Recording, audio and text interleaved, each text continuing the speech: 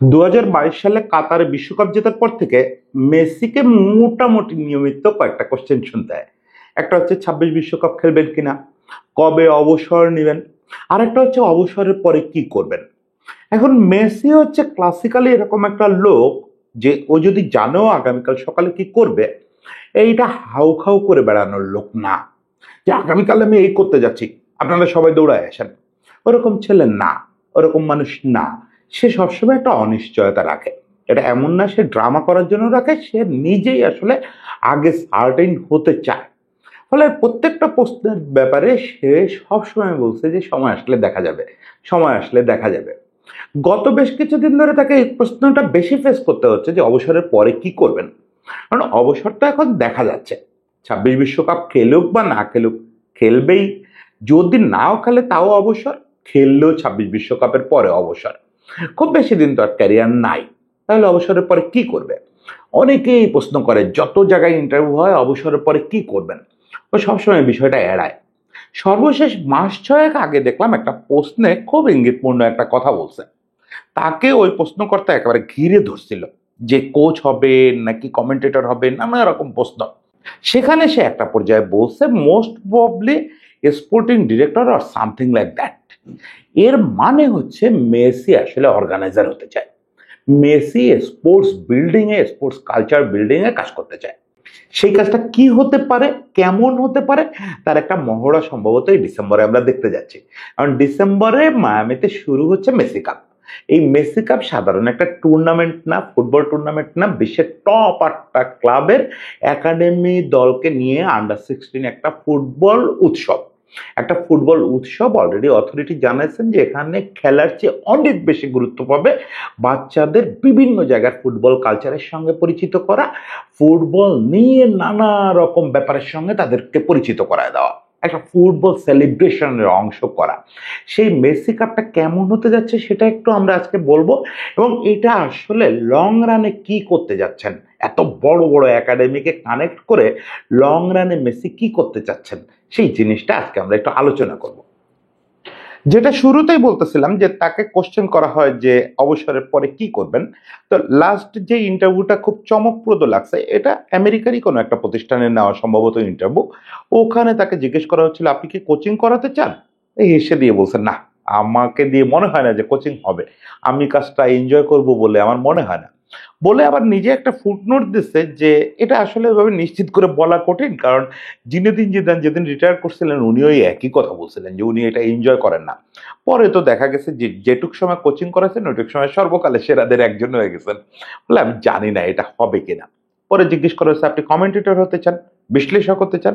তো সে বলছে আমার মনে হয় না, আমি আসলে লোকজনের আলোচনা সমালোচনা বিশ্লেষণ এগুলো করে মজা পাবো বলে মনে হয় না। তো কি, শেষ পর্যন্ত সে নিতান্ত বাধ্য হয়ে বলছে যে মোস্ট প্রবলি আমি আসলে খেলোয়াড় তৈরি বা খেলোয়াড়দের কালচার তৈরি এরকম কিছু একটা নিয়ে ব্যস্ত থাকতে চাই। তখন কি সেটা তাৎক্ষণিক সম্ভবত ওর মাথায় আসে স্পোর্টিং ডিরেক্টর আর সামথিং লাইক দ্যাট। স্পোর্টিং ডিরেক্টরের রোলটা কি একটা ক্লাবে, সেটা বুঝলেই আপনারা বুঝবেন যে মেসির চোখটা আসলে কোথায়। স্পোর্টিং ডিরেক্টরকে আপনি বলতে পারেন যে একটা ক্লাবের, আধুনিক একটা ক্লাবের ফুটবল ব্রেন। সে আসলে ঠিক করে দেয় যে ওই ক্লাবটার কালচার কি হবে, ওই ক্লাবটা ভবিষ্যতে কোথায় যেতে চায়, কেমন ধরনের খেলোয়াড় কিনতে চায়, তাদের ফিলোসফি কি হবে, এটাতেও কোচের সঙ্গে তার একটা ভালো অবদান থাকে। এখন মেসি স্পোর্টিং ডিরেক্টর হতে চায় মানে কি আসলে স্পোর্টিং ডিরেক্টর হতে চায়? আমার কাছে তা মনে হয় নাই। সে আসলে স্পোর্টিং ডিরেক্টরের মতো কিছু একটা করতে চায়। এটা কোনো একক ক্লাবের হয়ে না করে আমার ধারণা সে গ্লোবাল কিছু একটা করতে চায়। সেই ধারণাটা আজকেই সত্যি হয়ে গেছে। আজকে সকালবেলায় উঠে নিউজ ঘাঁটতে গিয়ে দেখি অলমোস্ট সব নিউজ মিডিয়াতে নিউজ হচ্ছে মেসি তার নামে একটা কাপের ঘোষণা দিচ্ছেন। এটার নাম হচ্ছে মেসি কাপ। এটা বিশ্বের টপ 8টা ক্লাবের আন্ডার 16 টিমকে নিয়ে অনুষ্ঠিত হবে। টুর্নামেন্টটা অনুষ্ঠিত হবে মায়ামিতে। মায়ামির দুটা ভেন্যু, একটা প্র্যাকটিস গ্রাউন্ড আর একটা মেইন ভেন্যু, এই দুটো ইউজ করা হবে। 525 রোজারিও নামে মেসির একটা কোম্পানি আছে, আপনারা জানেন কিনা এটা গত বছরই লঞ্চ করা হয়েছে। এই কোম্পানিটা মূলত লঞ্চ করা হয়েছিল হচ্ছে ফিল্ম প্রোডাকশনের জন্য। মেসি হলিউডের ব্যাপারেও একটু আগ্রহী। মেসি মানে এটা তো হয় যে এই লেভেলের লোকেদের হাতে যথেষ্ট টাকা থাকে, তারা বিভিন্ন জায়গায় ইনভেস্ট করে। তো সেই প্রতিষ্ঠানটা পরে আলটিমেটলি দেখা গেছে হলিউড ফিল্ম বানানোর চেয়ে বেশি আগ্রহী আসলে বিভিন্ন অ্যাথলেটদের জীবন নিয়ে ডকুমেন্টারি বানানো বা নানা রকম ব্যাপার বানানো। এই প্রতিষ্ঠানটার সঙ্গে আবার স্মাগলার বলে বিশ্ববিখ্যাত একটা প্রতিষ্ঠান কোলাবোরেশনে আছে 5to5 রোজারিওর সঙ্গে। তারা আবার অভিজ্ঞ হচ্ছে অ্যাপেলের জন্য ডকুমেন্টারি বানায়, অ্যাপেল টিভির জন্য। বলে বুঝতে পারতেছেন অনেক বড় আয়োজন এই 5to5 রোজারিও। 5to5 রোজারিও নামটা শুনেই বুঝতে পারতেছেন যে কেন হয়েছে। এটা আসলে মেসির বাড়ির ঠিকানা, জন্মবাড়ি, যে রোজারিওর যে জন্মবাড়ি সেই বাড়ির ঠিকানা, বাড়ির ঠিকানার নামেই এই প্রতিষ্ঠানটার নাম। এবং এই 5to5 রোজারিওই এই মেসি কাপ আয়োজন করতে যাচ্ছে। তারা অলরেডি বিশাল একটা স্টেটমেন্ট দিচ্ছে। মেসি নিজেও ইনস্টাগ্রামে একটা পোস্ট দিচ্ছেন যে আসলে তারা কি চাচ্ছেন। আগে আমরা একটু দেখি যে কোন 8টা ক্লাবকে মেসি বেছে নিছেন। এই 8টা ক্লাবকে যে মেসি বেছে নিছেন এই টুর্নামেন্টের জন্য, আপনি চাইলে এখানে মেসির একটু স্বজনপ্রীতি দেখতে পারেন। আমি সে দেখায় অন্যায় মনে করি না। প্রথমত ইন্টার মিয়ামি আছে, এখানে থাকারই কথা। ইন্টার মিয়ামির আন্ডার 16 আমাদের না চিরো খেলবে, চিরো মেসি কি আন্ডার 16 খেলবে? I am not sure. যে কোনো এক ভাই তো খেলবে, চিরো বা থিয়াগো খেলবে। চিরোকে নিয়ে তো লা মেসিয়া কর্তৃপক্ষ খুবই আশাবাদী, খুবই আশাবাদী। তারা চিরোকে নিতে চাচ্ছে। মেসিকে কয়েকবার করে বোধহয় বলছে যে চিরোকে লা মেসিয়ায় দেওয়ার জন্য। এখন ফ্যামিলি ছেড়ে চিরোকে ওরা অত দূরে রাখবে কিনা সেটা পরের আলোচনা, কিন্তু সম্ভবত চিরোকে আমরা অন অ্যাকশন দেখবো এই টুর্নামেন্টে। পাশাপাশি ইন্টার মিয়ামির পাশাপাশি বার্সেলোনা তো থাকবেই। যত রাগ অভিমান থাক, লামেসিয়ার একটা টিম এখানে অংশ নেবে না, এটা কি হয় নাকি? লামেসিয়ার একটা টিম অংশ নেবে, ইংল্যান্ড থেকে দুটো টিম অংশ নেবে। একটা টিম তো আপনি চোখ বুঝে বুঝতেছেন যে কোন টিমটাকে মেসি চুজ করবে, তার গুরু যেখানে আছে সেটাই। পেপের টিম ম্যান সিটির একাডেমি অংশ নেবে, পাশাপাশি চেলসি একাডেমি অংশ নেবে। চেলসির সঙ্গে মেসির রিলেশনটা খুব রহস্যময় একটা রিলেশন। মেসির প্রথম যখন বার্সেলোনার সঙ্গে একটা সমস্যা তৈরি হলো, সেই সময় থেকেই কিন্তু একটা গুঞ্জন সব সময় ছিল। রোমান আব্রামোভিচ যতদিন চেলসির দায়িত্বে ছিলেন, চেলসির মালিক ছিলেন, ততদিন একটা গুঞ্জন ছিল মেসি যে কোনো সময় চেলসিতে যেতে পারে। ইনফ্যাক্ট এইসব ওয়ার্ল্ড ক্রাইসিস যদি না হতো, এই ইউক্রেন যুদ্ধ অমুক তমুক না হতো, তাহলে অনেকেই মনে করেন মেসির একটা ঠিকানা হতো আসলে চেলসি, কারণ ওর সঙ্গে রোমান আব্রামোভিচের দারুণ সম্পর্ক। তো সে যাই হোক, কিন্তু চেলসিকে তো সে ভুলে নাই। এখানে একটা মজার কথা, ও যখন বার্সেলোনায় ছিল, বার্সেলোনা ছাড়া একটা মাত্র ক্লাবকে ফলো করতো সে এই সোশ্যাল মিডিয়ায়, সেটা হচ্ছে চেলসি। পরে তো পিএসজিতে গেছে, পিএসজি কে মনে হয় ফলো করতো, আমি জানি না পিএসজির সঙ্গে ওর রিলেশনটা কেমন যেন। এরপরে তো ইসে আসছে, মিয়ামিতে আসছে, মিয়ামিরে তো অবশ্যই ফলো করে। আচ্ছা, আর্জেন্টাইন ক্লাবের কথা পরে বলতেছি। ইতালি থেকে আসতেছে ইন্টার মিলান। এটার একটা কারণ আমি বের করছি, আমি জানি না সত্যি কিনা, মেসির সঙ্গে তো কথা বলার সুযোগ হয় নাই। ইন্টার মিলান হচ্ছে ইউরোপে আর্জেন্টাইনদের সবচেয়ে বড় আখড়া। এখনো ইন্টার মিলানের ক্যাপ্টেন হচ্ছে লাউতারো। আর ইন্টার মিলানে চিরকাল আর্জেন্টাইন কারা খেলে আসছে, এখন মেসির কোচ ওয়াল্টার স্যামুয়েলস বা আর্জেন্টিনার সর্বকালের সেরা ডিফেন্ডার, সর্বকালের সেরা খেলোয়াড়দের একজন হ্যাভিয়ার জানেত্তি থেকে শুরু করে এই লাউতারো পর্যন্ত সব আর্জেন্টাইন লিজেন্ডদের একটা বড় অংশ ইন্টার মিলানে খেলে আসছে। ফলে ওখানে একটা আর্জেন্টাইন রিলেশন হয়তো আছে। স্পেন থেকে আরেকটা ক্লাব আসতেছে, আরেকটা ক্লাবের আন্ডার 16 এই টুর্নামেন্টে অংশ নিচ্ছে। নাম অনুমান করতে পারেন? হ্যাঁ, অ্যাথলেটিকো মাদ্রিদ। কারণ বার্সেলোনা ছাড়া স্পেনে আরেকটা ক্লাবের সঙ্গে মেসির খুব বুকের টান থাকার কথা, কারণ সে ক্লাবটা আবার আর্জেন্টিনার আখড়া। সেটার নাম অ্যাথলেটিকো মাদ্রিদ। লোকে এখন মজা করে আর্জেন্টিনা মাদ্রিদ বলে, কারণ ওখানে খেলোয়াড় লিস্টেই 6-7 জন আর্জেন্টাইন আছে। ডিপল সম্প্রতি অবশ্য ওখান থেকে চলে আসে মেসির কাছেই। এছাড়া অনেকেই আছে, আলভারেজরা আছে, সিমিওনের ছেলে আছে, অনেক ছেলে পেলে, কোরিয়া, অনেকে ওখানে। সঙ্গে কোচ তো মেসির ঘনিষ্ঠ মানুষ, সিমিওনে মেসির সিনিয়র ভাই। ও, ফলে ওই দলটাকে যে দাওয়াত জানাবে এটা খুবই স্বাভাবিক। এবং আর্জেন্টিনা থেকে দুটো দল আসতেছে। একটা দল মানে এটা আমার ধারণা, আপনাকেও যদি মেসির হয়ে দাওয়াত করতে বলা হতো, এটাকে আপনি সবার আগে দাওয়াত দিতেন, ইভেন বার্সেলোনারও আগে। নিউ ওল্ড বয়স, তাকে আসতেই হবে। নিউ ওল্ড বয়সের যদি আসার ক্যাপাসিটিও না থাকে এত দূরে মিয়ামিতে, আমার ধারণা এই বিমান ভাড়াটাই, থাকা খাওয়া খরচটা আলাদা করে খরচ করবে মেসি, যে এটা আমার পকেট থেকে যাবে। বাকি ক্লাবগুলোটা তোমরা কোম্পানি থেকে দেখো, এটা আমার পকেট থেকে যাবে। ওটা তো হৃদয়ের ব্যাপার। আরেকটা ক্লাব আসতেছে রিভার প্লেট। এই জায়গাটা আমি একটু সারপ্রাইজড। হ্যাঁ, আমি আশা করি না যে বোকাকে ডাকবে। বোকা তো চিরকাল এদের মেসিদের প্রতিপক্ষ, মানে নিউয়েলের একটা প্রতিপক্ষ। কিন্তু রিভার প্লেটকে ডাকাটা আমার কাছে খুব ইন্টারেস্টিং লাগছে। বোকা জুনিয়র্সকেও হয়তো মানে সুযোগ থাকলে ডাকতো। আমি এই এখন যেগুলো বলতেছি এগুলোর আবার সিরিয়াসলি নিয়ে না। যে সব মেসি পার্সোনাল ইন্টারেস্টেড আছে তা না, আসলে ওই একাডেমিগুলো ফ্রি থাকা টাকা অনেক কিছুর উপর নির্ভর করে। আমার ধারণা যদি ফ্রি থাকতো বোকার একাডেমিও এখানে আসতো। কিন্তু রিভার প্লেটটা খুব তাৎপর্য বহন করে। আপনি বিশ্বাস করেন এখন পৃথিবীতে আয়াক্স একাডেমির মতো রোল প্লে করতেছে রিভার প্লেট একাডেমি। মানে আয়াক্স একাডেমিতে একসময় বিশ্বের সেরা সেরা খেলোয়াড় উপহার দিচ্ছে ইউরোপকে, সেই জায়গাটাই কিন্তু এখন খুব বড় একটা রোল প্লে করতেছে রিভার প্লেট একাডেমি। আমি এর মাঝে বোধহয় রিভার প্লেট নিয়ে একটা আলাদা কন্টেন্টই করছি, যে রিভার প্লেট আর্জেন্টিনাকে কি সার্ভ করতেছে। এই মুহূর্তে আর্জেন্টিনা ন্যাশনাল টিমে 8 জন খেলোয়াড় আছে যারা রিভার প্লেট একাডেমি থেকে উঠে আসছে। ফলে এই ক্লাবটার এই মঞ্চে আসা, এই ক্লাবটার বাচ্চাদের, এটা খুব জরুরি একটা ব্যাপার ছিল। আমার কাছে দল চুজটা খুবই ভালো লাগছে, খুবই ভালো লাগছে। হ্যাঁ, আরো ভালো লাগতো যদি সান্তোসের একাডেমি টিম, সাও পাওলোর একাডেমি টিম এখানে দেখতাম। কিন্তু প্রথম বছর তো 8টা মাত্র দল নিয়ে হচ্ছে টুর্নামেন্টটা, এবং এখানে যেটা ওই যে রোজারিও 5-5 প্রতিষ্ঠানটা যে স্টেটমেন্ট দিছে, এবং ওরা অলরেডি একটা মেসি কাপ নামে ওয়েবসাইট করে ফেলছে, আপনারা চাইলে সেটাতে একটু ঢু মেরে দেখতে পারেন যে ওদের প্ল্যানিং কি। এখনো সবকিছু ও জায়গায় করা হয় নাই, আপডেট করা হয় নাই। ধীরে ধীরে আপডেট করা হবে, আমার ধারণা 2-4 দিনের মধ্যে আপডেট হয়ে যাবে। আজকেই তো মাত্র ঘোষণা হলো, কিন্তু বুঝতে পারবেন ওই জায়গায় ঢুকলে, বা ওই 5-5 রোজারিওর যদি স্টেটমেন্টটা দেখেন, সেটা হচ্ছে ওরা এই টুর্নামেন্টটাকে দেখতেছে একটা উপলক্ষ মাত্র হিসাবে। এটা একটা কিছু না করলে এতগুলো ক্লাবকে তো এক জায়গায় করা যায় না। একটা তো সেলিব্রেশনের একটা তো কি পয়েন্ট থাকতে হবে, যে তোমরা বাচ্চাদের নিয়ে আসো, ওখানে একটা টুর্নামেন্ট হবে, জিতলে একটা ট্রফি পাবা। এটা নাথিং, এটা আসলে স্রেফ একটা আনন্দ দেওয়ার উপলক্ষ মাত্র।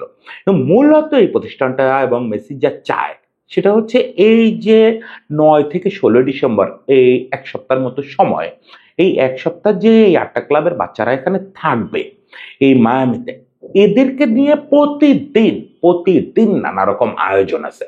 খেলার মাঝে মাঝে বিরতি আছে, বিরতির দিনগুলোতে নানা রকম আয়োজন আছে। এর প্রত্যেকটা ক্লাবের সঙ্গে ওই এলাকার ফুটবল কালচারকে ধারণ করে এরকম কিছু রিপ্রেজেন্টেটিভ থাকবেন।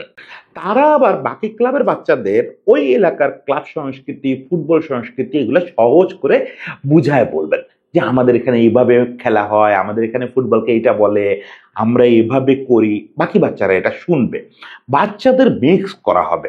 বাচ্চারা এক দল আরেক দলের সঙ্গে শুধু খেলবে না, এক দল আরেক দলের সঙ্গে বেড়াতে যাবে, বিচে নানা রকম প্রোগ্রাম থাকবে, কার্নিভাল হবে। এছাড়া একটা সারা দিন একটু সিরিয়াস সেশন 9 থেকে 16 বছর বয়সী বাচ্চাদের জন্য, একটু হয়তো দেখলে আপনার মনে হতে পারে একটু সিরিয়াস কিনা, এরকম সেমিনারের মতো একটা জিনিস। সকাল থেকে সন্ধ্যা পর্যন্ত একটা সেমিনারের মতো ব্যাপার হবে। প্রথম সেশনটা হচ্ছে বিজনেস, সেকেন্ড সেশনটা হচ্ছে ক্রিয়েটিভ। নাম টামগুলো দেখলে আপনার মনে হতে পারে যে একটু সিরিয়াস, কিন্তু আমি গোটাগুটি করে যেটা বুঝলাম বাচ্চাদের উপযোগী করেই করা হবে। প্রত্যেকটা সেশনে 8টা 9টা করে পর্ব আছে। প্রত্যেকটা পর্বে একজন করে ওয়ার্ল্ড ফেমাস অ্যাথলেট, ফুটবলার অথবা সংশ্লিষ্ট বিষয়ে খুব বড় কোনো নাম ওনারা অংশ নেবেন। নামগুলো এখন ওয়েবসাইটে ডিক্লিয়ার করে নাই, খুব দ্রুতই করে ফেলবে নিশ্চয়ই। তাদের কাছে বাচ্চারা প্রশ্ন করে করে জানবে, বা তারা কি নোট উপস্থাপন করবেন ওখানে বাচ্চাদের বোঝাবেন যে এই ব্যাপারটা যে তাদেরকে ফেস করতে হবে ভবিষ্যতে, এই ব্যাপারটা আসলে কি। ব্র্যান্ডিং ফেস করতে হবে, মিডিয়া ফেস করতে হবে, এর মধ্যে মিডিয়াতে কিভাবে কথা বলতে হয় সেসব ব্যাপার স্যাপার থাকবে। মানে এই বাচ্চারা এই যে 7 দিন কাটায় যখন ফিরে যাবে, এরা খেলার আনন্দ নিয়ে ফিরবে, উৎসবের আনন্দ নিয়ে ফিরবে, বিচের পাড়ে হইচই করার আনন্দ নিয়ে ফিরবে, বহু অপরিচিত বন্ধু বানায় ফিরবে। একই সঙ্গে তারা ডিজিটাল দুনিয়া নিয়ে একটা ধারণা পেয়ে যাবে। ডিজিটাল দুনিয়া ধারণাটা খুব ইম্পর্ট্যান্ট এই প্রোগ্রামের জন্য। মানে এমনিতে ফুটবল দুনিয়া নিয়ে তো তাদেরকে ওই যে ওই সেমিনারে ধারণা দেওয়াই হবে। এছাড়া প্রতিদিন প্রতিদিন যে বিভিন্ন প্রোগ্রাম থাকবে, এই প্রোগ্রামগুলোতে তাদেরকে ডাটা অ্যানালাইসিস, নিজের বডি মুভমেন্ট, অমুক তমুক এগুলা কিভাবে ডিজিটালি ফলো করা যায়, মনিটর করা যায়, এবং ডিজিটাল সুযোগ সুবিধা আরো বেশি কি করে নেওয়া যায় একজন অ্যাথলেট হিসাবে, এই ব্যাপারগুলো দেখানো হবে। না, তারে ওইগুলা শিখায় দেওয়া হবে না, বা তুমি এখনই এইগুলা ইউজ করা শুরু করো তা বলা হবে না। কিন্তু তাকে জানানো হবে যে লিও মেসি এই কাজটা কি করে, বা নেইমার এই কাজটা কি করে।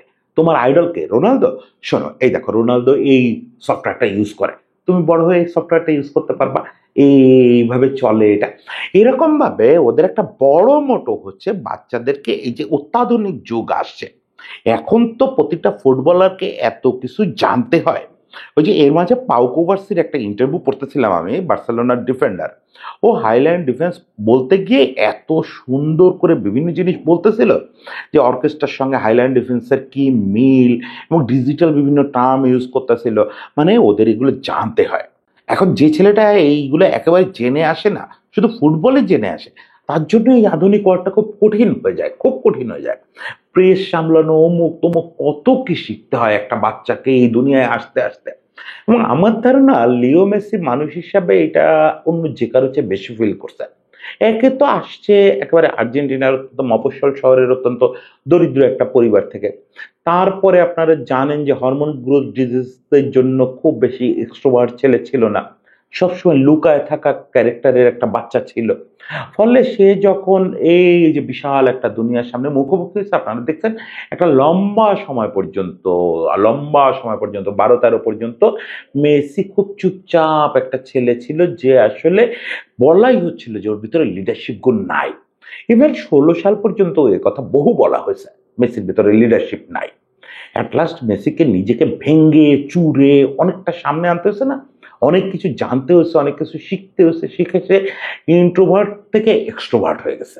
এখন সে সবার সামনে কথা বলে, সবাইকে লিড করে, ওই টিমটা তার একটা কথা শোনার জন্য অপেক্ষা করে। তো সে আমার ধারণা পার্সোনালি ফিল করছে যে প্রতিটা বাচ্চার আসলে এই প্রস্তুতিটার দরকার। আমি যে ফেজের ভিতর থেকে গেছি, যে ট্রানজিশন আমাকে পার করতে হয়েছে, এটা তো খুব কঠিন। এই ফেজগুলো যাতে এই বাচ্চাদের না পার করতে হয়। এখন কথা হচ্ছে যে আপনি বছরে একবার এক সপ্তাহের একটা আয়োজন করলেন, তাতেই কি মেসির এই ফুটবল ওয়ার্ল্ডের প্রতি দায়িত্ব শেষ? এই বাচ্চাদের প্রতি দায়িত্ব শেষ? না। এই যে মেসি কাপ নামের এই যে বাচ্চাদের ফুটবল উৎসব, এটা আয়োজকরা বলতেছেন যে আরো এক্সপান্ড হবে এবং নিয়মিত হবে। প্রথমত হচ্ছে তাদের প্রত্যাশা যে পৃথিবীর সব বড় একাডেমি একসময় একটা ছাতার তলে আসবে। এটা আসলে কোনো টুর্নামেন্ট হিসাবে ওনরা দেখতে চান না। আবারও বলি, টুর্নামেন্ট হিসাবে ওনরা দেখতে চান না। হ্যাঁ, প্রতি বছর যখন এই উৎসবটা হবে তখন একটা মেসি কাপ তো হবেই, মেসি কাপ নামের টুর্নামেন্টটা হবে। কিন্তু মূল ব্যাপারটা থাকবে যে পৃথিবীর ধরেন এবার 8টা দল নিয়ে শুরু হচ্ছে, একসময় 80টা একাডেমি এখানে থাকবে। থেকে তারা এটা 1 সপ্তাহের জায়গায় 3 সপ্তাহ 5 সপ্তাহ ধরে আসলে তারা বিশ্ব জুড়ে যে ফুটবলীয় সংস্কৃতির বিনিময়, আধুনিকতম ফুটবলের সঙ্গে পরিচিত হওয়া, এই কাজগুলোর সঙ্গে যুক্ত হবে। এটার সঙ্গে অলরেডি বড় বড় ব্র্যান্ড সম্পৃক্ত হতে চাচ্ছে। এখনো পর্যন্ত মেসি তার নিজস্ব কোনো ব্র্যান্ড ছাড়া কাউকে এখানে সম্পৃক্ত করেন নাই। যেমন মেসি কাপ যেটা হচ্ছে, এটা একেবারে মেসির যে সবচেয়ে পার্সোনাল ব্র্যান্ড, মেসির যে লোগোটা আপনাদের পরিচিত, ওটার ব্যানারে হচ্ছে। আয়োজন করতেছে ওর নিজের প্রতিষ্ঠান রোজারিও 525। এছাড়া মিয়ামি সমস্ত ধরনের সাপোর্ট দিচ্ছে, লজিস্টিক্যাল সাপোর্ট, স্টেডিয়াম অমুক তমুক এগুলো সব মিয়ামি দিচ্ছে। বাকি যত খরচ মেসির পার্সোনাল ফান্ড থেকেও হচ্ছে, মানে অন্য কোনো মেসির কোনো প্রতিষ্ঠান থেকে হচ্ছে। এখনো পর্যন্ত অ্যাপেল বা এরকম কোনো প্রতিষ্ঠান বা নাইকি, এডিডাস অমুক তমুক, নাইকি তো আসতে পারবে না, এডিডাস অমুক তমুক এরা এটার সঙ্গে যুক্ত হয় নাই। তবে কালক্রমে নিশ্চয়ই যুক্ত হবে, আমি সেগুলোকে ভালোভাবেই দেখি। বরং কর্পোরেট দুনিয়া যখন এগুলাতে যুক্ত হবে, তাদেরও সিএসআরটা পালন করা হবে। সবচেয়ে বড় কথা, মেসির একটা স্বপ্ন পূরণ হবে। এই যে এতকাল ধরে সবাই জানতে চাইছে মেসি কি করবে, মেসি এটা করবে। মেসি ভবিষ্যৎ জীবনে, এখন আমি এবং আপনি আমরা সবাই পরিষ্কার, মেসি ভবিষ্যৎ জীবনে আসলে ফুটবলটারে ছড়ায় দেওয়ার কাজ করবে, ফুটবল সংস্কৃতি ছড়ায় দেওয়ার কাজ করবে। এবং আমি অবাক হব না মেসি যদি থার্ড ওয়ার্ল্ডের জন্য, আফ্রিকা এশিয়ার জন্য আলাদা আলাদা কোনো প্রোগ্রাম থ্রো করে এই মেসি কাপের মতো করে, বা তার অন্য কোনো ব্যানারে, আমি মোটেও অবাক হব না। সেরকম একটা কিছু আমি মেসির কাছে দেখতে চাইবো, যে শুধু ব্যাপারটা ইউরোপ আমেরিকাতে, 2 আমেরিকাতে আর ইউরোপে আটকে না রেখে আমাদের যে বাইরের বিশ্বটা আছে, আমরা যে অংশটায় পড়ছি, আফ্রিকা এশিয়া, এই অংশটায়ও যেন মেসির এই যে ফুটবল কালচার ছড়ায় দেওয়ার যে ব্যাপারটা, এটা ছোঁয়া পড়ে। তাহলেই না আমরা বলতে পারবো যে সর্বকালের সেরা ফুটবলার শুধু মাঠে খেলে না, মাঠের বাইরেও খেলে। সেই মাঠের বাইরের খেলাটা শুরু হলো, এই খেলাটাও যেন বিশ্ব চ্যাম্পিয়ন হয়ে আসতে পারে। সেই শুভকামনা থাকলো, সবাই ভালো থাকবেন।